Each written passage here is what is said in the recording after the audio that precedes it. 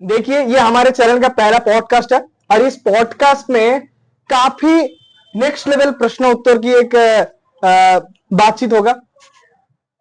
हमारे इस पॉडकास्ट का गेस्ट है श्रीधाम वृंदावन से हरिदेव प्रभु जी। हरे कृष्ण प्रभु जी। हरे कृष्ण। जब से इस पॉडकास्ट को करने के लिए मैं सुना, आपसे बातचीत किया, तब से एक अलग ही उमंग अंदर में भरा है कि कब कब वो शुभ अवसर आएगा। तो फाइनली आज वो दिन आ चुके हैं। तो इस पॉडकास्ट को शुरू करते हैं आपके जीवन चरित्र से। आप अपने जीवन चरित्र से ऊपर एक थोड़ा प्रकाश डाल के बताइए क्या क्या। हरे कृष्णा। सर्वप्रथम श्री गुरुदेव के चरणों में दंडवत प्रणाम। हमारे समस्त गुरुवर्ग के चरणों में दंडवत प्रणाम। मेरा नाम जैसे हरिदेव दास और मेरा जन्म मथुरा से 250 किलोमीटर दूर एक शहर है बरेली। उस छोटे से गांव में मेरा जन्म हुआ और वहां से गांव में ही पढ़ाई लिखाई हुई, प्रारंभिक शिक्षा। उसके बाद कॉलेज के लिए शहर में जाना हुआ बरेली। तो कॉलेज के समय से और स्कूल के समय से कुछ भक्तों से कभी मिलना जुलना हुआ, तो इस चीज के विषय में सुना था, हरे कृष्ण मूवमेंट के विषय में। जब धीरे धीरे कोचिंग के समय में, कोचिंग के टाइम में दिल्ली गए, तो वहां पे फिर इस्कॉन के भक्तों से मिलना हुआ। तो इस प्रकार से हम फिर वृंदावन पहुंचे और वृंदावन में ही फिर रहने लगे गौड़ी मठ में, परमेश्वरी प्रभु जी की अनुमति में। बहुत ही अच्छा है। जैसे प्रभु जी के जीवन चरित्र के ऊपर हमने थोड़ा सा कुछ सुना। जैसे मैंने जितने दिन से प्रभु जी को देखा, देख रहा हूं और जान जाना, तब से ही मैं देख रहा हूं प्रभु जी कीर्तन में बड़ी आनंद से गाते, कीर्तन बड़ी आनंद से गाते। तो आप कीर्तन के बारे में क्या बताना चाहेंगे प्रभु जी? कीर्तन कहते हैं कि एक, बोलते हैं ना कि जैसे नशा होता है, शराब का नशा जी जी, या सिगरेट का नशा जो लोग करते हैं उनको जी पता जी। है। अब लोग पूछ सकते हैं प्रश्न, भाई साधु लोग तुम तो नशा करते नहीं, तो पता कैसे नशे का? अरे भाई करते नहीं, देखने से पता चल ही जाता है नशे का इफेक्ट क्या होता है। तो ये भी कीर्तन भी है ना, ये नशा है किसका? भक्ति का या भगवान के नाम का नशा। तो इसमें अपना कोई इफेक्ट नहीं, अपना कोई प्रभाव नहीं कि साहब मैं अपनी शक्ति से कीर्तन कर रहा हूँ या फिर भगवान का नाम कर रहा हूँ। नहीं, ये भगवान की कृपा से ही होता है। और भगवान के नाम, प्रभु जो कृपा करते हैं उनकी कृपा से ही उनके शब्द निकलते हैं। तो इसमें अपना कोई रोल नहीं होता है। कोई भी व्यक्ति करे कीर्तन, मैं हूँ या और कोई व्यक्ति, तो वो क्या नहीं मैं कीर्तन करता हूँ, नहीं मैं नहीं कीर्तन करता, वो भगवान कृपा करा के स्वयं कराते हैं। जी, इसमें मैं एक क्वेश्चन है मेरा। कीर्तन हम लोग करते हैं तो वो कैसे करना चाहिए, किस भाव से करना चाहिए, कौन सा कीर्तन करना चाहिए? अभी 3-4 दिन पहले ही परम गुरुदेव की एक कथा आई। जी जी जी। उसमें परम गुरुदेव भक्ति वेदांत नारायण गोस्वामी महाराज जी कह रहे हैं कि हम लोग जो कीर्तन करते हैं, चाहे तो हमारा गौड़ीय कीर्तन ले लीजिए या कोई ब्रज का कीर्तन ले लीजिए, तो मेन ये रहता है कि वो कीर्तन लिखा किसने है। परम गुरुदेव ने एक अपना उपदेशावली में लिखा है कि भक्तों के द्वारा जो दिए गए रचित कीर्तन हैं, उनको गाने से, चाहे उनकी धुन बहुत अच्छी हो या धुन अच्छी ना हो, बहुत ज्यादा सुनने में कानों को अच्छा लगे या ना लगे, लेकिन वो हमारे लिए कल्याणकारी है, हमारा कल्याण करेंगे। और जो कीर्तन साधारण कवियों द्वारा, जो भक्त नहीं है उनके द्वारा लिखे गए हैं लोगों को नचाने के लिए या उसके लिए, वो कीर्तन हम गाएंगे या सुनेंगे तो उससे ना हमारा कल्याण होगा और ना सुनने वालों का। तो हमारे लिए जो गुरु परंपरा ने हमारे कीर्तन दिए हैं, भक्तिविनोद ठाकुर ने, नरोत्तम दास ठाकुर ने, और जो कीर्तन हम लोग करते हैं, तो हमारा ये भाव रहना चाहिए। परम गुरुदेव कह रहे हैं कि कीर्तन मैं नहीं कर रहा हूँ, कीर्तन भक्तिविनोद ठाकुर ने लिखा है तो वही कर रहे हैं। वो मेरे से बस उन्होंने कृपा कर रखी है, इसलिए मैं उनको दोहरा रहा हूँ उनके पीछे पीछे। जी जी। और ऐसे हम जब सब लोग ग्रुप में बैठे होते हैं कीर्तन में, तो हमें ये नहीं सोचना चाहिए अरे वो प्रभु जी कीर्तन कर रहे हैं, हम उनसे अच्छा गाते हैं, हम उनके पीछे क्यों गाएंगे। नहीं भैया, वो कीर्तन भक्तिविनोद ठाकुर गा रहे हैं, मैं नहीं गा रहा हूँ, ना वो प्रभु जी गा रहे हैं, उनके मुख से वही गा रहे हैं, या नरोत्तम दास ठाकुर। तो इस भाव को लेकर यदि हम कीर्तन करेंगे तो कीर्तन और भक्तिविनोद ठाकुर हम पर अवश्य कृपा करेंगे। और जहां हमारा मेरापन भाव आ जाएगा, मैं कर रहा हूँ और मेरे साथ सब लोग कर रहे हैं, तो ये कीर्तन हम पे प्रभाव नहीं करेगा और हम कृपा से वंचित रह जाएंगे। मतलब हमारे जो जैसे भक्तिविनोद ठाकुर द्वारा लिखे हैं और सारे वैष्णव द्वारा जो लिखे हैं, उस उस वो सारे कीर्तन के छोड़ करके और बाहर कीर्तन नहीं करना चाहिए? करना चाहिए, कर सकते हैं, लेकिन वो वैष्णव हैं या भक्त हैं या नहीं है। यदि भक्त हैं और उन्होंने लिखे हैं तो कर सकते हैं। जैसे कि हमारे ब्रज के बहुत सारे संत हुए हैं जिन्होंने बहुत सारे पद लिखे हैं, गाए हैं, उनको हम गा सकते हैं। सूरदास जी हो गए, बिहारी जी हो गए, रशखान जी हो गए और मीराबाई जी हो गई, इनके कीर्तन हम लोग गाते हैं, करते हैं। उसमें उन लोगों का अपना भाव है, अपना अनुभव है। जी। तो अनुभव संपन्न व्यक्ति का हम कीर्तन करेंगे और सुनेंगे तो उसमें हमें कृपा मिलेगी। और वैसे ही आजकल जो चल रहे हैं कि राधे गोविंदा नाचो खाओ पियो लड्डू रसगुल्ला, इस तरह से, तो ये कीर्तन सिर्फ और सिर्फ कानों को प्रिय लग रहे हैं, वो डीजे वीजे लगा के, लेकिन इनसे हमारी आत्मा शुद्ध नहीं होगी, चित्त वृत्ति शुद्ध नहीं होगी, इसलिए इनका कोई प्रभाव अधिक नहीं पड़ेगा। इसमें भी एक प्रश्न है मेरा, जैसे आप अपने जीवन पे डेली कौन सा कीर्तन डेली करते हैं? डेली वो आपका, आप किसी भी परिस्थिति में हो, चाहे ऐसे स्थिति में हो जाए कर नहीं पा रहे, फिर भी वो आप किसी भी स्थिति में होकर भी कर रहे हो, वो कौन सा कीर्तन है? तो उसके लिए बताया अभी कि हम जहाँ वृंदावन धाम में रह रहे हैं जी। या मथुरा धाम में रह रहे हैं या नवद्वीप धाम में रह रहे हैं, जगन्नाथपुरी रह रहे हैं, सब धाम किसके हैं? भगवान श्री कृष्ण के। और किसकी कृपा से हम पहुंचे हैं? गुरु वैष्णवों की कृपा से। तो प्रतिदिन नियमित रूप से हम भी करते हैं, और जो भी भक्त लोग हैं इस लाइन में, गौड़ी धारा में, उनको करना भी चाहिए। प्रतिदिन गुरु अष्टक करना चाहिए। और जिन प्रभुपाद की कृपा से आज हमको गौड़ीय मठ मिले हैं, भक्ति सिद्धांत सरस्वती गोस्वामी प्रभुपाद, उनका जो प्रभुपाद दशकम है वो हमको करना चाहिए, हम लोग करते हैं। यदि हम मंदिर में रहते हैं तो करना ही करना है, और मंदिर से बाहर जाते हैं तो भी अपना एकांतिक रूप से टाइम निकाल के करते हैं।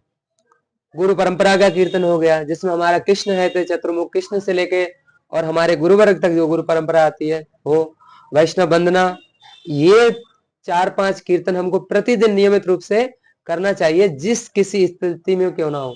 यदि हम हॉस्पिटल में हैं, बेड पे भी हैं, तो यदि मुख चल पा रहा है, इस स्थिति में हाथ पैरों में सिरिंज लगी हुई है या हाथ पैर टूट गए, कम से कम मुख तो ठीक है। अगर मुख ठीक है तो मुख से गा लेना चाहिए, तो हमें वहां भी कृपा मिलेगी जहां भी करें। अभी सामने 1 महीने पहले मैंने ब्रजमंडल में आपके वो भाव देखे हैं। जैसे देखिए, बहुत सारे वैष्णव लोग कीर्तन करते हैं, बहुत सारे लोग कीर्तन करते हैं। आजकल के डेट में कीर्तनीय का अभाव नहीं है। मेरे विचार पे कीर्तन एक सेवा है, ठाकुर जी की सेवा। तो जब आप कीर्तन करते हैं, स्पेशली मैंने ये चीज ऑब्जर्व किया, उसके अंदर से एक अलग ही मतलब उमंग निकल के आता है, एक अलग ही एनर्जी निकल के आता है। तो ये सारे एनर्जी, ये सारे मतलब एक जोश, ये कहाँ से मिलता है आपको? तो ना, अभी आपने मतलब कीर्तन सेवा, तो जब हम सेवा के भाव से कोई चीज करेंगे जी। तो सेवा किसकी करें? कृष्ण की। तो कृष्ण कृपा करा के हमसे सेवा कराते हैं। जी जरूर। चाहे वो रसोई बनाने की सेवा हो, कथा बोलने की सेवा हो, जी। कीर्तन करने की सेवा हो, मृदंग बजाने की सेवा हो, कोई भी सेवा हो। अब जब कीर्तन करते हैं तो जैसा हमने बताया अभी कि जो हम लोग कीर्तन गाते हैं उसमें जो हमारे गोस्वामी लोग हैं या भक्त लोग हैं, उनके भाव है, तो वही कृपा करा के वो भाव मेरे अंदर, आपके अंदर, या कि जो भी भक्त कर रहा है उसके अंदर संचारित करते हैं। यदि उनकी कृपा प्रार्थना करेंगे तब, अन्यथा नहीं। उनकी कृपा प्रार्थना करके तब। और विशेषकर मुझे तो बहुत असुविधा होती थी शुरू में, जब मंदिर में आए थे, कीर्तन सारे बंगाली, हम हिंदी वासी, अब भाई बंगाली समझ ही नहीं आती तो कीर्तन कहाँ से करेंगे। हाँ। तो इसलिए हमें लगा कि जब हम कर पा रहे हैं या कुछ थोड़ा बहुत, तो जो जिन्होंने कीर्तन लिखे उनकी विशेष कृपा है। और जब महामंत्र की बात आती है, हरे कृष्ण महामंत्र, तो स्वयं राधा रानी और कृष्ण कृपा करके किसी व्यक्ति के मुख से गवाते हैं, अपनी सामर्थ्य से कोई कीर्तन नहीं कर सकते। अब प्रभु जी आते हैं थोड़ा सा भक्ति के अंदर। अगर कोई अपने जीवन पे, चाहे वो भक्ति के क्षण मात्र भी ना जाने, उसको पता ही नहीं है भक्ति क्या चीज, थोड़ा सा कुछ पता हुआ है, तो वो व्यक्ति कैसे अपना जीवन भक्ति शुरू कर सकता है?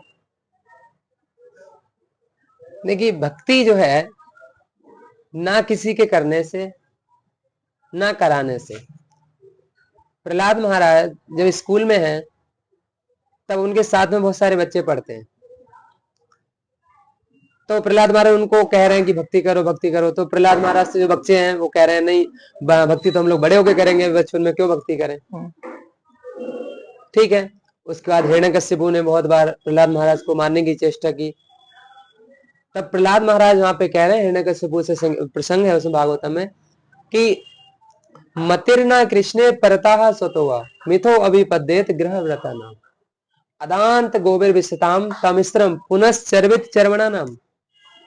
इस श्लोक का अर्थ यह है कि हमारी मति जो बुद्धि है ना कृष्ण परता स्वतोवा, ना तो अपनी इच्छा से लगती है और ना किसी के लगाने से लगती है। मिथो अभिपद्येत ग्रह व्रता नाम, क्योंकि हम लोग गृह कार्यों में इतने आसक्त हैं। गृह व्रता, हमने घर को अपना व्रत मान रखा है, सुबह से शाम तक काम काज करेंगे तो घर के लिए और बस, कोई मतलब नहीं जी। और हमारी इंद्रियां इतनी बलवान है ना, इतनी विषयों में फंसी हुई हैं कि तमिश्रम अंधकार की ओर जा रही हैं। और पुनश्चर्वित चर्वणा नाम, हम वही काम कर रहे हैं कि मतलब चबे हुए के चबाए ना। मतलब कोई चबा, जैसे गन्ना है, गन्ने का रस चूस लिया पहले, उसके बाद फिर से गन्ने को खाओगे, उसको खोई को जो छोला निकला है उससे क्या रस निकलेगा? नहीं निकलेगा। तो वही है, मतलब हमारे माता पिता ने, दादा दादी ने क्या किया, शादी विवाह किया, बच्चे किए, सुख नहीं मिला। माता पिता ने क्या किया, शादी किया, विवाह किया, बच्चे किए, सुख नहीं मिला। हम लोग भी वही कर रहे हैं। तो लेकिन भक्ति जो है आत्मा की वृत्ति है, इसका शरीर से कोई अधिक संबंध नहीं है, लेकिन शरीर से एक करने का माध्यम है। तो भक्ति जिस व्यक्ति की भी करने की इच्छा हो रही है या जो कर रहे हैं लोग, तो उनकी जो आत्मा की वृत्ति है वो जाग रखी है, वो जागी हुई है, इसलिए भक्ति में हम लोग करने की चेष्टा कर रहे हैं। जी। जैसे आपने अभी भक्ति के विषय में जो बताया, आजकल के यंग जनरेशन जैसे हम जैसे बद्ध जीव वो कैसे कर सकते हैं? मतलब वो कैसे इतना सारे चीज कंट्रोल करके फिर भक्ति में कैसे अग्रसर हो सकते हैं? आप मान लीजिए, और ठीक है, भगवान की कृपा जब तक नहीं हो रहा है तब तक भक्ति में अग्रसर नहीं हो पाएंगे, बट फिर भी एक यंग जनरेशन के लिए एक थोड़ा सा उपदेश कैसे आप कैसे कर सकते हो?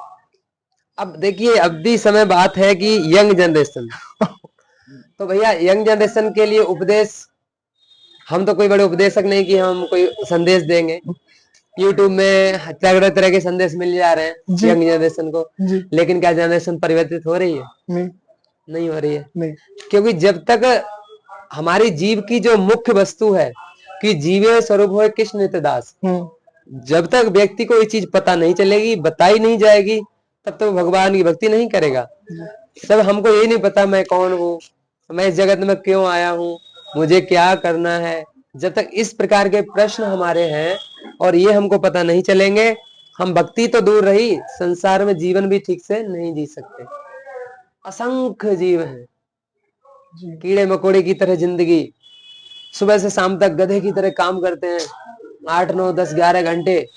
80% लोग 12 घंटे काम कर रहे हैं आज के समय में, 80%। अब क्या वो 80% लोग सुखी हैं? वो सबसे ज्यादा दुखी हैं बेचारे। इसलिए सुबह से शाम तक बॉस की गालियां खाना, मजदूरी करने वाले, रिक्शा चलाने वाले, इधर उधर के थपेड़े खाना, पुलिस वालों की गालियां सुनना, किसके लिए? क्या भक्ति के लिए? क्या आत्मा के लिए? नहीं, सिर्फ इस शरीर के लिए। क्योंकि अब कोई बोलेगा नहीं पत्नी बच्चों के लिए, भाई पत्नी बच्चों से तो प्रेम बाद में है, पहले तो तुम अपने शरीर से प्रेम है।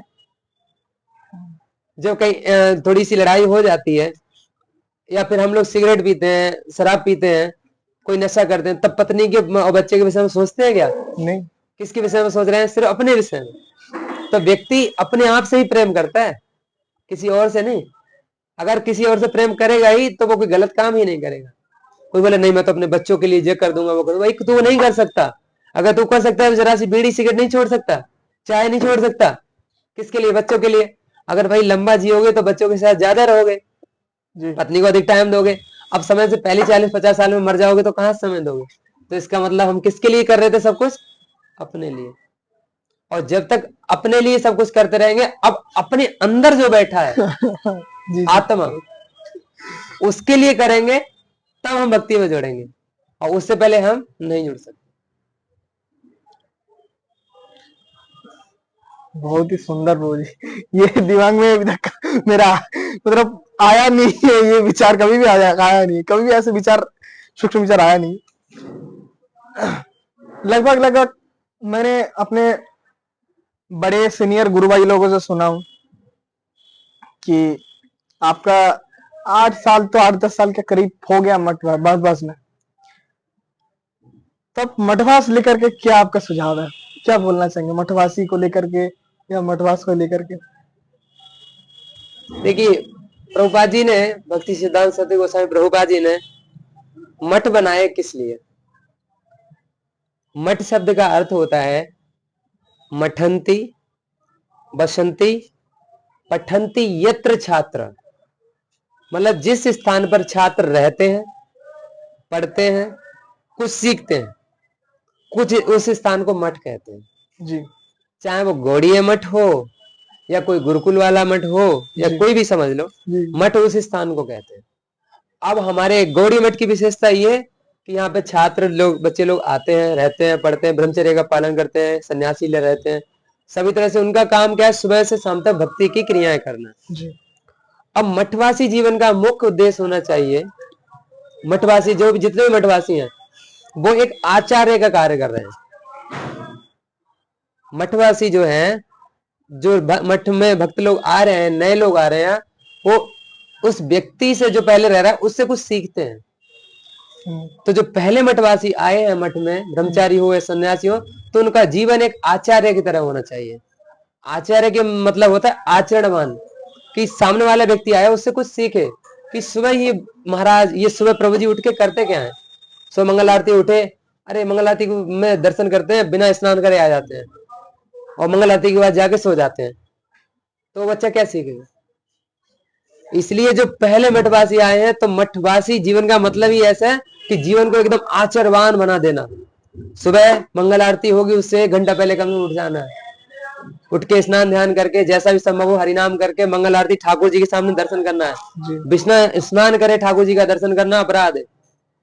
अब लोग उसमें टीके लगाते हैं, कमेंट्री ना, अरे वो हमारी तबीयत ठीक नहीं है, वो भैया तबीयत ठीक नहीं है अलग बात है, नॉर्मल डे में तो स्नान करके ही ठाकुर जी के दर्शन की विधि है, क्योंकि ठाकुर भगवान है। अब भगवान के सामने हम बिना स्नान करे कैसे जा सकते हैं? एक स्वच्छता पूर्वक जाना चाहिए हमेशा, एकदम स्वच्छता पूर्वक, और डेंटिंग वेंटिंग करके तिलक विलक लगा के पूरा, कि ठाकुर जी हमको देखे तो प्रसन्न हो जाए, पसंद हो जाए। कोई आया हमारे साथ। वाह, अलग विचार है सच में। ठीक है, तो उसी प्रकार से जब मंगल आरती हुई, उसके बाद गुरुदेव ने जो मंत्र दिए उनको प्रतिदिन नियम पूर्वक बैठ के करना, हर चीज टाइम से। मंत्रों का लोग कोई टाइम ही नहीं है, जब इच्छा हुआ करने लगे। ब्रह्म मुहूर्त का टाइम दिया तो ब्रह्म मुहूर्त में ही मंत्र होने चाहिए। शाम का संध्या वंदन का टाइम संध्या का दिया, संध्या में ही होना चाहिए। जिस चीज का जो टाइम दिया उसमें करना चाहिए। मंगल आरती खत्म हुई, आने के मंत्र किए, हरिनाम जप करना चाहिए बैठ के, खड़े होके जैसे भी संभव हो, अगर नींद आती है तो घूम के कर सकते हैं। उसके बाद जो नियम है मठ का, कीर्तन, कथा, हरि कथा पाठ, ये सब कुछ होके तब तो सामने वाले व्यक्ति को सीखे, हाँ ये महाराज लोग अच्छे से कुछ कर रहे हैं, तो यहाँ पे हम बैठ के कुछ सीख सकते हैं। अब तो इसीलिए कहा है कि मठवासी का जीवन क्या हो, आचारवान, आचार्य एक आचार्य की भूमिका निभानी है हमको। जी। तो जो भी मठवासी हैं उनसे यही निवेदन है कि अपने जीवन को इस तरह से बनाइए कि हमारे जीवन से लोग कुछ सीख सके। जरूर जरूर। अगर इस पॉडकास्ट को कोई यंग जनरेशन का लड़का सुन रहा है, वो अगर ब्रह्मचारी बनना चाहे, उसके लिए आप क्या सुझाव देंगे? अगर इसी समय कोई अगर सुन रहा है, हमारे उम्र के कोई लड़का या 18-20 साल, 21-22 साल की कोई अगर यंग जनरेशन लोग सुन रहा है, उसके लिए ब्रह्मचारी बनना कैसे बनेगा? तो इसके लिए क्या है कि भाई ब्रह्मचारी बनना है या कुछ है, तो आज के समय में सबसे बड़ी समस्या तो हमारे माता पिता, पेरेंट्स, ठीक है, घर परिवार। अरे भाई बच्चा हमारा क्लब में जाए कोई फर्क नहीं पड़ता, जुआ खेलेगा कोई फर्क नहीं पड़ता, नहीं लेकिन साधुओं के पास नहीं जाना चाहिए। अरे सबसे बड़ी मुश्किल। ठीक है, तो अब इसमें भी उसके संस्कारों की बात आती है। जी जरूर। यदि किसी व्यक्ति के संस्कार भक्ति के हैं, तो वो किसी ना किसी माध्यम से किसी ना किसी भक्त से जुड़ेगा, और भक्त लोग उसको गौड़ीय मठ, इस्कॉन या कहीं ना कहीं पहुंचाएंगे, जिससे उसकी जो इच्छा है मन में, अगर उसकी ब्रह्मचारी रहने की इच्छा है, रह सकता है अपने। इसमें कोई ज्यादा पावर नहीं है। ब्रह्मचारी रहने के लिए क्या है, प्रतिदिन के जो मंदिर के नियम है उनको पालन करते करते ब्रह्मचारी रह सकता है व्यक्ति। समय ही नहीं है हमारे लिए कुछ एक्स्ट्रा चीजें सोचने का या बाहरी चीजें करने का, तो ऐसा मन भटकने का कोई ज्यादा चांस नहीं रहता है। लेकिन हम यदि भक्ति की क्रियाएं छोड़ देते हैं, तब हमारा मन क्या होगा, विषयों में जाएगा। तभी हमारा ब्रह्मचारी से भागने की इच्छा होती है, विवाह कर लें वो। और ब्रह्मचारी कोई रहना है तो नॉर्मल भक्ति की क्रियाएं करते रहो, बस ब्रह्मचारी रह सकते हैं। अगर कोई ब्रह्मचारी अवस्था में है, ये स्पेशली मेरा छोटा सा एक प्रश्न है, कोई अगर ब्रह्मचारी अवस्था से अगर गृहस्थ बनना चाह रहा है, विवाह करना चाह रहा है, तो गलत कर रहा है ये या ठीक कर रहा है? इसमें गलत क्या है, तो विधि है, शास्त्रीय विधि है। शास्त्रीय विधि है, त्रेता योग, सतयुग और द्वापर योग सब में ये चली आई है विधि कि 4 आश्रम किसने बनाए, भगवान ने बनाए। भगवान ने बनाया। ब्रह्मचर्य, गृहस्थ, वानप्रस्थ और संन्यास। तो उसमें कोई असुविधा नहीं, विवाह करके वानप्रस्थ फिर संन्यास ले सकते हैं। लेकिन ब्रह्मचर्य में क्या है, यदि कोई ब्रह्मचारी रह के भी सन्यासी डायरेक्ट बन जाता है तो सुविधा ये रह जाती है, उसके मन में जो भक्ति से संबंधित चीजें वो अधिक घर करती हैं। क्योंकि यदि व्यक्ति ब्रह्मचारी है तो अब तक उसके जीवन में ना तो माता कोई स्त्री से संबंधित संबंध हुआ है, ना उसके पुत्र है, बच्चे हैं, तो इन चीजों से वो दूर है। अब वो विवाह कर लेता है, तब वो भक्ति कर रहा है, तब विवाह करने के बाद पत्नी को छोड़ेगा, बहुत विचार मन में आएंगे। और वानप्रस्थ ले भी लेगा 50 साल के बाद, तो वो पीछे की चीजें उसको याद आती रहेंगी, अरे मेरा बच्चा ऐसे खेलता था, मेरी पत्नी मुझे ऐसे प्रेम करती थी। अब ब्रह्मचारी के बाद अगर कोई सीधा संन्यास ले लिया तो ये चीजें है ही नहीं, उसकी बैकग्राउंड ही खाली है, पूरा बैकग्राउंड खाली है, तो क्या सोचेगा बेचारा। जी। वो बचपन में मम्मी के साथ में झुंझुना से खेलता था, मम्मी मुझे चाय पिलाती थी, दूध पिलाती थी, वही सोचेगा। और वो इच्छाएं, मतलब वो सोच और धीरे धीरे ओझल हो जाती है, मतलब समय के साथ धीमी, मतलब फीकी पड़ जाती हैं।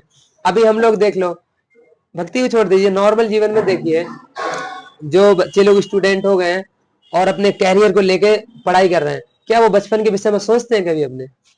आजकल जो विवाहित लोग हैं, शादीशुदा हैं, अपने घर परिवार में, क्या बचपन के विषय में सोचते हैं? तो यहाँ रह के कैसे सोच सकते हैं बचपन के विषय में? जो यादें हमारे 20 साल के बाद की होती हैं, पत्नी, बच्चे, ये फिर और आगे तक परेशान करती है। तो इसलिए ब्रह्मचारी रहने के यही फायदे हैं कि हमारा जो बैकग्राउंड है वो हमें नील मिलेगा, जीरो मिलेगा, तो हमें भक्ति करने में सुविधा रहेगी। और कोई विवाह कर लेता है तो उसमें कोई अपराध नहीं, कोई दोष नहीं भाई, शास्त्रीय विधि है।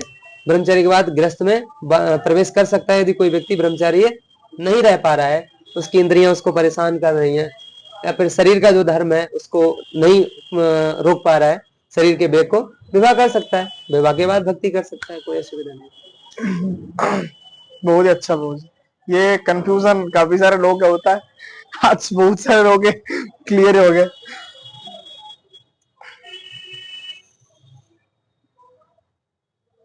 एक ब्रह्मचारी और एक गृहस्थ के अंदर कितना आपस में कनेक्टिविटी, संबंध रखना चाहिए, कितना? अगर आप मान लीजिए हम जैसे मठवासी है, आप जैसे मठवासी है, ये लोग, और जैसे हम किसी घर में प्रोग्राम में जाते हैं, कोई अनुष्ठान वगैरह पे जाते हैं, तो वो माता जी लोग या प्रभु जी लोग हमें बड़े सम्मान आदर करते हैं, बहुत प्यार करते हैं। तो ये जो आपस में कनेक्टिविटी, प्यार या संबंध है, इन लोग के ब्रह्मचारी और इन लोगों के अंदर क्या कितना संबंध रखना चाहिए? उसमें अभी परम गुरुदेव के समय किताब निकली थी, इंग्लिश में है, वैष्णव एटिकेट। उसमें परम गुरुदेव ने लिखा है कि ब्रह्मचारी या सन्यासी को हाउस प्रोग्राम्स में जा रहे हो या प्रचार में जा रहे हो, कुछ भी है, कोई असुविधा नहीं है, तो जो अपोजिट सेक्स होते हैं ना, माना ब्रह्मचारी सन्यासी पुरुष शरीर में है, तो जो माता शरीर वाली माताएं हैं या बहनें हैं, तो उनसे एकांत में तो बिल्कुल बात नहीं करनी चाहिए। जी।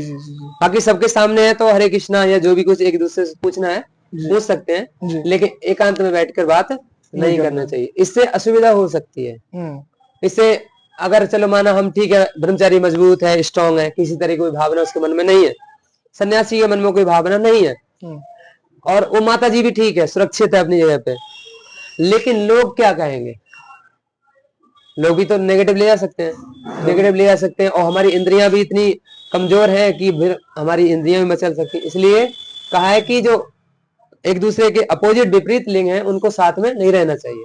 बाकी नॉर्मल सबसे संबंध, गृहस्थ लोग आते हैं मंदिर में तो उनसे हमें संबंध रखना है, लेकिन आसक्ति वाला नहीं। हाँ, हरे कृष्ण प्रभु जी ठीक है, हाँ ये सेवा हुई, बहुत अच्छा बात है, और प्रभु जी सब ठीक है घर में, बस। और विशेषकर ब्रह्मचारी सन्यासी को प्रयास करना चाहिए कि अपने साथ में, मतलब अपने कमरों में गृहस्थ भक्तों को नहीं रखें। गृहस्थ भक्तों को अपने कमरे में रखेंगे तो उससे असुविधा की, अरे ये कैसे सोते हैं प्रभु जी, कैसे रहते हैं, इससे उन लोगों की श्रद्धा पे प्रभाव पड़ता है। इसलिए उन लोगों से बाहर ही और बाह्य रूप से ही संबंध रखें तो ज्यादा अच्छा है, जिससे यदि आसक्ति हो जाएगी तो हमारा जो हम भजन कर रहे हैं, भक्ति कर रहे हैं, उसमें असुविधा होगी। क्योंकि हमारा ध्यान फिर, अरे वो प्रभु जी बहुत अच्छे हैं, वो प्रभु जी हमको डोनेशन देते हैं, तो हमारा मन वहां रहेगा। तो इस प्रकार से शुरू से ही व्यवहार किया जाए कि ना तो हमारी किसी से उम्मीदें रहें और ना किसी को हमसे उम्मीद हो कि प्रभु जी हमारी कोई सहायता कर सकते हैं। इस तरह से रहना चाहिए। और जहाँ ये उम्मीद रहेगी, अरे वो प्रभु जी अच्छा, वो दिल्ली वाले प्रभु जी पैसा वाले हैं, अगर मैं उन्हें फोन करूंगा तो मुझे शायद कुछ दिला सकते हैं मटकी सेवा के लिए। हम मटकी ठाकुर जी की ड्रेस ही तो मांग रहे हैं, नहीं होना चाहिए। अरे ठाकुर जी चाहेंगे तो वो अपनी इच्छा से देने आएगा ना जी, हम क्यों बोलेंगे उसको देने के लिए। और बोलने के लिए जिन लोगों का सामर्थ्य है, गुरु वर्ग है, वो बोलते हैं तो अच्छा लगता है। यदि हम बोलते हैं तो हमारे कभी आज नहीं तो कल, कल नहीं तो परसों ये पैसे का मामला ऐसा है फंसा ही देगा। क्योंकि आज आप 10 रुपए की वस्तु किसी से मांगोगे तो व्यक्ति 1 साल 2 साल 4 साल शांत रहेगा, 5वें साल में गाने गाएगा ही, ढोल बजाएगा, उन्होंने प्रभु जी को 10 रुपए दिए थे, ठीक है। अब महाराज लोगों को या और सब ब्रह्मचारी, अरे 10 रुपए दिए तुझे, वो 10 रुपए तूने करे किए, मैंने ठाकुर से, अरे ठाकुर से हम नहीं लगाया बेटा, तूने रख लिए होंगे, ठीक है। वो 4 साल 5 साल बाद भी वो 10 रुपए हमारा खून पिएंगे। इसलिए बिल्कुल किसी को मौका ही मत दो कि वही कह सके, हाँ भैया 200 रुपए दिए, इसलिए दिए ठाकुर से, देख इधर साथ में उसको लाओ, कान पकड़ के, हाथ पकड़ के, ले भैया डोनेशन बॉक्स दे, इसमें डाल दे। और नहीं तो इंचार्ज है, इंचार्ज देख 200 रुपए दिए प्रभु जी, इसने ले रख। बिल्कुल पैसे के मामले में ब्रह्मचारी सन्यासी को बिल्कुल सावधान, ये बहुत जरूरी है। क्योंकि सबसे ज्यादा भक्ति मार्ग से लोग भागते हैं मठ मंदिर छोड़ के, इसके लिए, पैसे के लिए। अरे पैसे के चक्कर में बदनाम कर दिए। अरे भाई बदनाम वाले काम ही क्यों किए, जो बात हो ऐसी नौबत आई। इसलिए बिल्कुल गृहस्थ भक्तों से संबंध उतने ही। हरे कृष्णा। भक्ति से संबंधित कोई आपकी आशंका है, कोई शंका है, कोई प्रश्न है, आप हमसे पूछ सकते हैं, उसका उत्तर दे सकते हैं। और रही बात की प्रभु जी कुछ डोनेशन देना है, तो जो लोग उस डिपार्टमेंट में हैं उनको पास उनको शेयर कर दीजिए। अब मैं सोचूंगा नहीं मैं ही सारी सेवाएं करूंगा, मैं ही इस मठ करता धरता हूं, तो हम फंस जाते हैं। इसलिए जिसका जो डिपार्टमेंट गुरु वर्ग ने दिया है उस व्यक्ति उसके पास ट्रांसफर कर दो। बस अपने आप को सेफ रखना है। हमें प्रभु जी यही कहते हैं, अपने आप को सेफ रखो। परम गुरुदेव भक्ति बामन गोसाई महाराज जी कहते थे, चाचा आपन प्राण बचा, चाचा और मन बचा। भक्ति करनी है तो शांति बनाए रखो, और अपना हृदय शांत है, मन शांत है तो भक्ति कर सकते हैं। और हृदय मन विचलित हो गया, वो 2 पैसे के टके की वजह से या फिर किसी माता जी की वजह से या किसी और लड़ाई की वजह से, तो भक्ति नहीं कर सकते। तो इसलिए गृहस्थ भक्तों से संबंध उतना ही जितने में हमारा भजन बाधित ना हो, उतने तक संबंध रहे। इसमें एक प्रश्न है, माया क्या है? माया, माया को अगर शास्त्रीय भाषा हम लोग समझते हैं तो माँ माने नहीं होता है, और या माने जो नहीं है वह माया। अब जो है ही नहीं वो माया कैसे हो सकती है बताइए। ये व्याकरण की परिभाषा है, मेरा अपना कोई शब्द नहीं है। व्याकरण में ही क्या गया, जो है ही नहीं तो माया क्या है।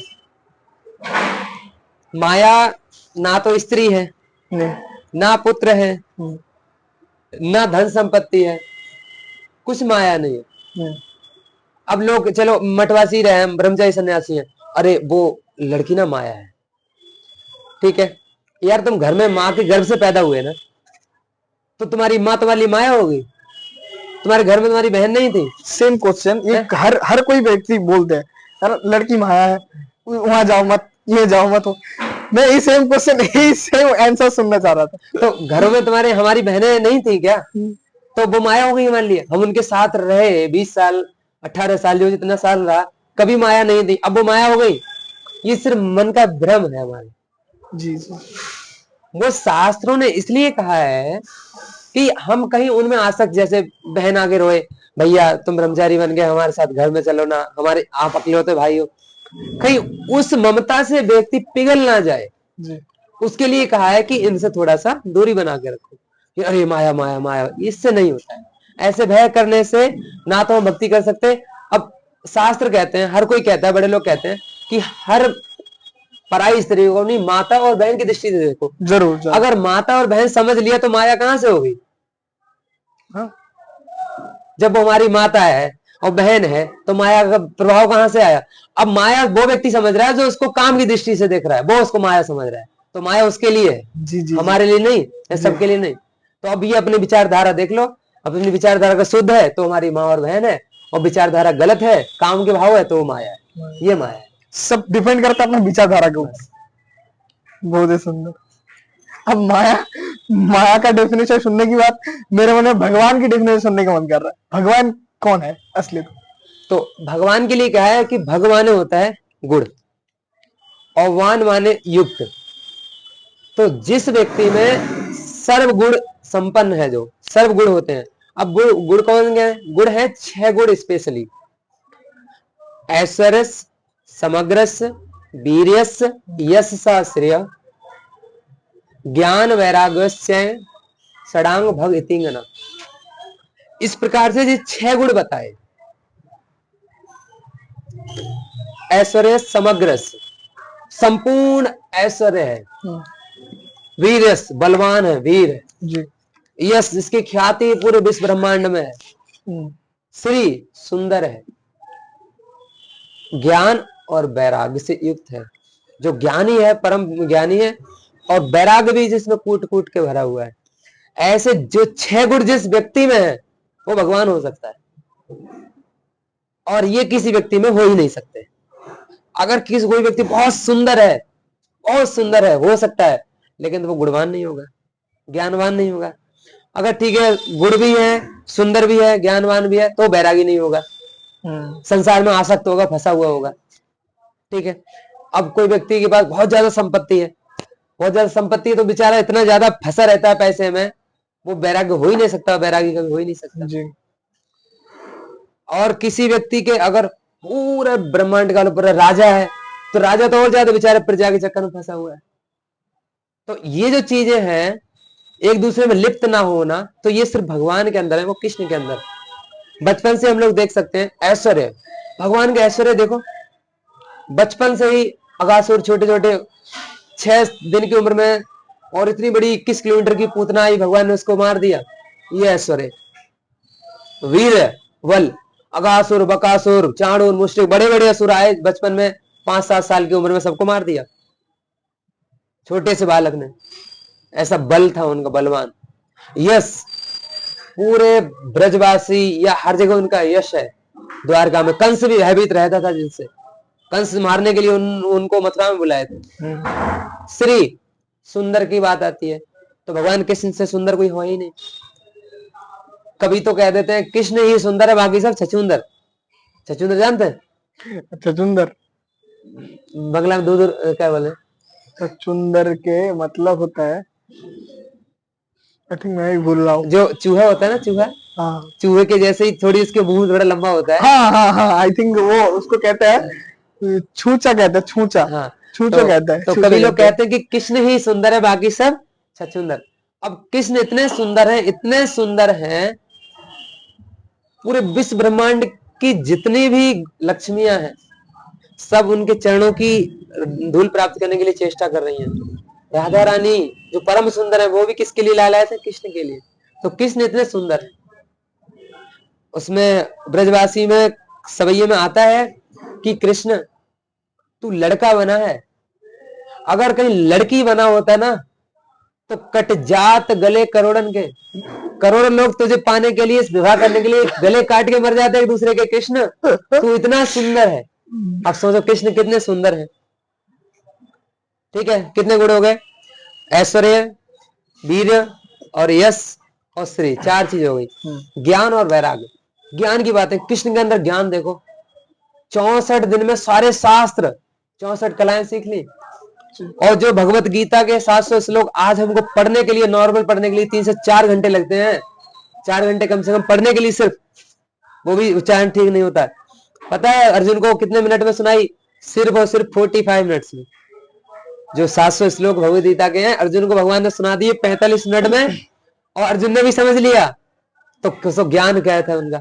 और वैराग्य देखो, राधा रानी में, गोपियों में, ब्रजवासियों में इतने आसक्त रहने वाले कृष्ण जब छोड़ा तो बैराग फिर मुड़ के कभी देखा? कभी ब्रज में दोबारा आए? नहीं। मथुरा चले गए, मथुरा से द्वारका, द्वारका से अंतर्ध्यान लीला हो, इसे कहते हैं। तो ये जो 6 गुण जिस व्यक्ति में परिपूर्ण मात्रा में है वो भगवान है, और वो सिर्फ और सिर्फ भगवान श्री कृष्ण में ही देखे जाते हैं और किसी में नहीं देखे जाते, इसलिए भगवान कृष्ण है। जैसे आज का डेट में भगवान हर कोई है, हर कोई आज के डेट में भगवान बनना चाह रहा है, फेमस होना चाह रहा है, संत बनना चाह रहा है, साधु बनना चाह रहा है। साधुओं के डिमांड मेरे को लगता है 24 में बहुत बढ़ चुका है, बहुत ज्यादा है। साधु किसको कहेंगे? साधु किसको कहेंगे? तो उसमें कहा, देखो भगवान में जीव कभी भगवान नहीं बन सकता। नहीं, भगवान भगवान है, जीव जीव है। जीव है, जीव अणु है, भगवान विभु है। विभु है। जीव अल्पज्ञ है, भगवान सर्वज्ञ है।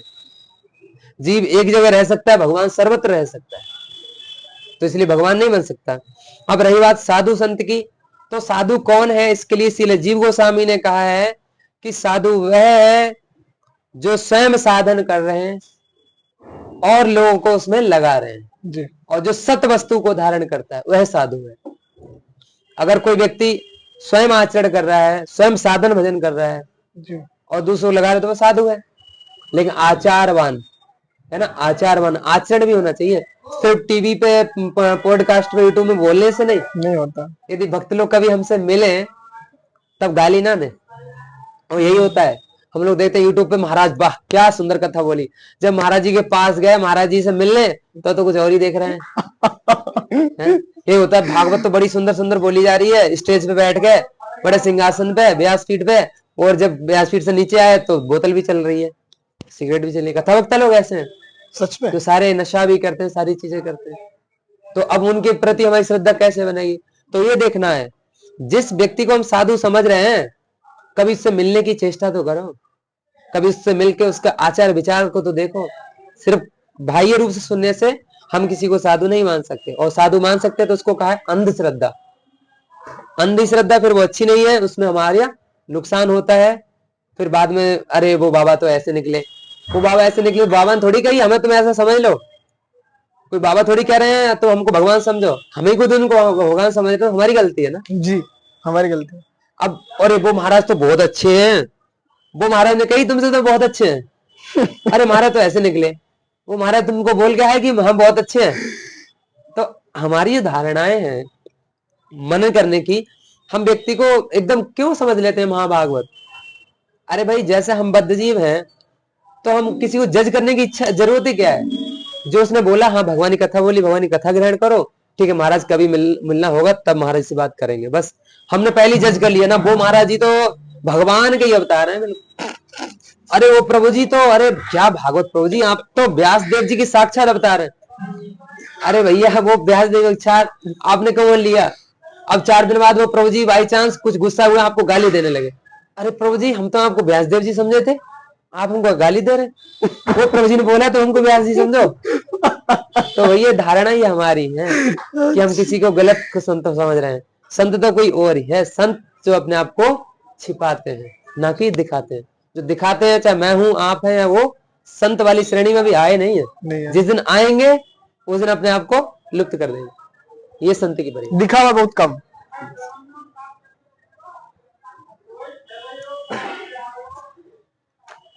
हमने जहां तक हमारा पॉडकास्ट चले हैं, देखिए बहुत दूर तक बातचीत हो गए और बहुत अच्छे अच्छे प्रश्नों के उत्तर हम आज सुन पाए हैं। हमने कभी जिंदगी में सुना ही नहीं था ऐसे प्रश्न के उत्तर, ऐसे सूक्ष्म विचारों के साथ। आप गुरु जी के संग भारत में या भारत के बाहर बहुत सारी जगह में प्रचार में गए, अभी भी जाते हैं, फ्यूचर में और भी कहीं जगह जाएंगे, और भी कहीं नए नए जाएंगे, कहीं देश में जाएंगे प्रचार करने के लिए। अब फ्यूचर की बात छोड़िए, अब पास्ट में जितने प्रचार करके आए हमारे श्री गुरुदेव के संग, उसका एक्सपीरियंस कैसा है? क्या भक्ति पहले से ज्यादा बढ़े है और घटे है? श्रद्धा कैसे है जनता के अंदर? भक्ति को लेकर के कैसे भावना है सबके अंदर? देखो अभी जो कहते हैं हम लोग सोशल मीडिया, चाहे हम लोग गुरुजी के साथ जाते हैं या सोशल मीडिया का जमाना है, तो इस सोशल मीडिया से क्या होगा, भक्ति का क्षय हुआ है। पहले क्या था, चाहे हमारी गौड़ी परंपरा ले लीजिए, चाहे और कोई संप्रदाय ले लीजिए, जी पहले शिष्य का या जो भक्त लोग होते थे हमारे मठ मंदिर से जुड़े, उनका गुरु के प्रति एक ऐश्वर्य भाव और एक भावना रहती थी, अरे गुरुदेव से कब मुलाकात होगी। गुरुदेव मिलते थे तो ऐसे चरणों में लौट जाते थे, और मिलने के लिए अरे कब हमारा वृंदावन जाना, गुरु जी कथा सुनने के लिए उत्कंठा रहती थी। और आज सोशल मीडिया ने हमको उस लेवल पे लाद दिया कि सब कुछ हम लोग गुरु जी हैं, ठीक है ऑनलाइन सुन लेंगे, कोई नहीं, क्या जरूरत पड़ी है। अब गुरु जी यदि मुंबई में गए तो क्या पहले था मुंबई के सारे लोग आ जाते थे, अब तो आसपास के मोहल्ले के भी नहीं आते, ठीक है मोबाइल में ही सुन लेंगे कथा, जी ठीक है। जी तो मोबाइल में कथा सुन लोगे, लेकिन जो व्यक्ति कथा बोलता है उसके बोलने में एक प्रभाव होता है, उसकी दृष्टि में एक शक्ति होती है, वो शक्ति जब हम सामने बैठ के सुनेंगे तब मिलती है, मोबाइल में वो शक्ति नहीं मिलेगी। और साधु लोग हमको आते हैं हमारे घर आने किसके, हमको पवित्र करने के लिए, क्योंकि दर्शन है पवित्र करो जे तुम्हारा गुण। तो साधु संतों का जो इफेक्ट है उनके दर्शन से पवित्र हो जाएंगे। लेकिन अब हम दर्शन कर रहे हैं मोबाइल में, तो मोबाइल में फिर कृपा नहीं मिलेगी, और इस प्रकार से भक्ति बढ़ नहीं रही है। सिर्फ दिख रहा है राधे राधे हो रहा है खूब, लेकिन वो राधे राधे हो क्यों रहा है लोगों को पता ही नहीं है, ठीक है। तो भक्ति का ह्रास हुआ है कहीं ना कहीं, और भक्ति का जो लेवल नीचे जा रहा है। इस तरह से हमारी श्रद्धा हमारे धर्म के प्रति, गुरु वैष्णव के प्रति, साधुओं के प्रति टूट रही है, क्योंकि तरह तरह से यूट्यूब मीडिया में हम लोग साधुओं की निंदाएं टीवी के सीरियल के माध्यम से और साधुओं को गिराते हुए मूवीज ये सारी चीजें दिखाते हैं, इससे भक्ति का ह्रास हो रहा है, पूरी तरह से भक्ति नीचे जा रही है ना कि ऊपर। सोशल मीडिया की वजह से बहुत डाउन हो चुका है। बिल्कुल सोशल मीडिया पूरा इफेक्ट है इसका, इसकी वजह से सब नीचे। और कुछ लोगों का ऐसे मानना है, मैंने ये चीज यूट्यूब में भी काफी सारे वीडियोस है, मैं सुना भी है बहुत लोगों से, कि सोशल मीडिया आज आए हैं इसलिए काफी भारी मात्रा में भक्ति का वर्धन हुई है। वृंदावन की, अगर आप वृंदावन वास करते हैं तो आप ही बताइए इस समय वृंदावन की परिस्थिति कैसा है, पहले जितना जैसा था और अभी कैसा है। ये मैं इसलिए कह रहा हूँ कि काफी सारे लोगों का विचार है सोशल मीडिया के लिए, काफी सारे लोग जुड़ रहे हैं, वृंदावन में आ रहे हैं, ये कर रहे हैं, भक्ति का शुरुआत कर रहे हैं। तो आपको क्या कहना है वृंदावन के बारे में अभी? हाँ ठीक है, सोशल मीडिया ने जोड़ा है लेकिन लोग आ रहे हैं। अब सोशल मीडिया, लड़ाइयां कहाँ नहीं होती हैं, यदि 4 बर्तन साथ में रखे हैं तो कभी ना कभी खटकेंगे, तो उनको उठाओगे।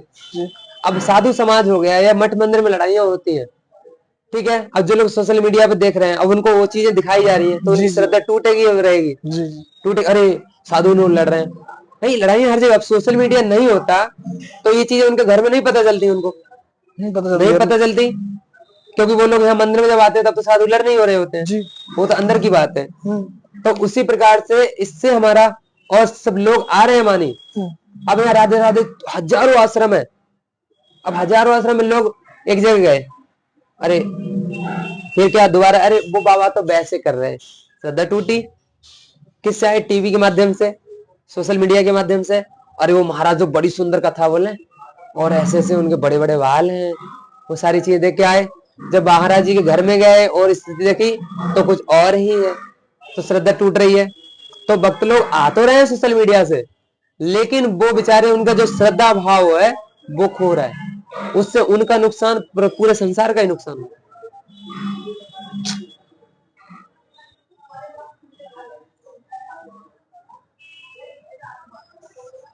ये आपसे शायद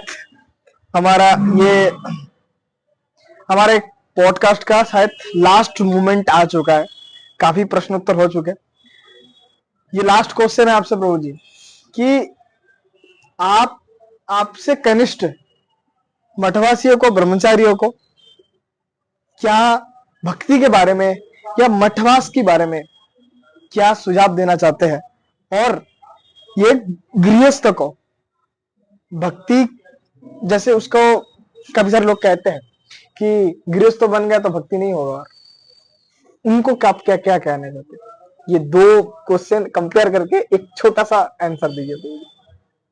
देखिए, जो हमारे बाद में ब्रह्मचारी लोग आए हैं, पहले आए जो भी हैं, सबसे पहले हमारे जो गुरुवर्ग ने नियम बनाए हैं मठ मंदिर के, उनको पालन करना हर ब्रह्मचारी सन्यासी का कर्तव्य है, उनको पालन ही करना पड़ेगा। अब 4 जने रह रहे हैं साथ में, 10 जने साथ में रह रहे हैं, अब अब वो नहीं कर रहा है ये भाई, अब नहीं कर रहा है तो मैं तो करूं, और उस चक्कर में क्या मैं भी नहीं करूंगा? तो हमें तो करना है। इसलिए जो गुरुवर्ग ने उपदेश दिए हैं, हमारे परम गुरुदेव भक्ति वेदांत वामन गोस्वामी महाराज जी कहते थे कि शास्त्रों के सारे उपदेश मेरे लिए हैं और उनके लिए है जो अपने आप को मेरा शिष्य समझते हैं जी। तो ये सारे उपदेश गुरुवर्ग ने हमारे लिए, मेरे लिए दिए हैं। और जो मेरे गुरुजी के शिष्य लोग समझते हैं अपने आप को, मेरे गुरु भाई लोग समझते हैं, उनके लिए है, और जो नहीं समझते हैं खाली उनके लिए नहीं है। तो इसलिए चिंता करने की जरूरत नहीं है कि वो नहीं कर रहा है, अरे भाई नहीं करे, मैं करूंगा अपने लिए। इसलिए मुझे जितना संभव हो सके गुरुवर के आदेश, उनकी वाणी को पालन करना चाहिए। और रही बात गृहस्थ की, तो गृहस्थ के जाने के बाद भक्ति नहीं होगी, इसका कोई ऐसा सिद्धांत नहीं है। भागवतम में एक भी प्रसंग दिखा दो जिसमें सन्यासी हो। सब गृहस्थ है। अम्बरीश महाराज बड़े चक्रवर्ती सम्राट, प्रहलाद महाराज सम्राट, ध्रुव महाराज सम्राट, पुरूरवा महाराज सम्राट, खटवांग महाराज सम्राट, महाराज दशरथ सम्राट, कौन है? सब गृहस्थ है। दुर्वासा ऋषि, दुर्वासा ऋषि है सन्यासी। सन्यासी। उनके लिए भगवान ने द्विज कहा है कि वो ब्राह्मण कुल में पैदा हुए, तो भगवान उनको ब्राह्मण कह रहे हैं और अम्बरीश महाराज को साधु कह रहे हैं। साधु और गृहस्थ हृदय हो। श्लोक है ये, एक श्लोक है। ठीक है। अहम भक्त पराधीनो ही स्वतंत्र द्विज। हाँ जी, हाँ जी। ठीक है। जब दुर्वासा ऋषि दौड़े दौड़े गए प्रभु के पास, तो प्रभु कह रहे हैं नहीं भैया मैं कुछ नहीं, मैं पराधीन हूँ भक्तों के, इव द्विज, और तुम ब्राह्मण हो। साधु गृहस्थ हृदय हो, मेरे हृदय को उन्होंने बांध लिया है और मैं उनके हृदय में रहता हूँ, मैं उनका हृदय हूँ, अपनी इच्छा से कुछ नहीं कर सकता। ब्राह्मण मतलब दुर्वासा ऋषि ही है, उनको भक्त बोलना चाहिए, साधु बोलना चाहिए, उनको भगवान ब्राह्मण कह रहे हैं जी। तो ये भागवत का प्रसंग है, हमारा प्रसंग बताओ। जिन लोगों की धारणा है कि गृहस्थ के बाद भक्ति नहीं हो सकती है, यदि दोनों लोग पति पत्नी दोनों एक विचार के मिले, घर परिवार में सब माहौल अच्छा है, वातावरण अच्छा है, तो भक्ति गृहस्थ में कई गुना अच्छी हो सकती है। मठ मंदिर में अपराध का भय रहता है, अपराध, अरे महाराज जी प्रति अपराध, गुरु वैष्णव अपराध, अपराध अपराध, घर में क्या अपराध है? अभी पति पत्नी दोनों ही तो हैं। अरे पत्नी अपराध करेगी तो उसका ऐश्वर्य भाव पति के प्रति क्षमा मांग लेगी, पति करेगा तो वो तो क्षमा मांग लेगी दूसरे। अब यहाँ तो हमारी नाक नीची हो जाती है अपराध से क्षमा मांगने में, समस्या तो यहाँ पर अटक जाती है। तो गृहस्थ भक्त हमसे कई आगे निकल जाएंगे। यदि गृहस्थ में भक्ति करने का वातावरण अच्छा है तो गृहस्थ हमसे कई गुना श्रेष्ठ है जी, जरूर। ठीक है। तो ऐसा कोई विचार ने सिद्धांत नहीं है कि गृहस्थ भक्ति नहीं हो सकती, भक्ति हर जगह हो सकती है, गृहस्थ में हो, ब्रह्मचर्य हो या सन्यासी। तो इसमें शरीर का या आश्रम का कोई रोल नहीं रहता।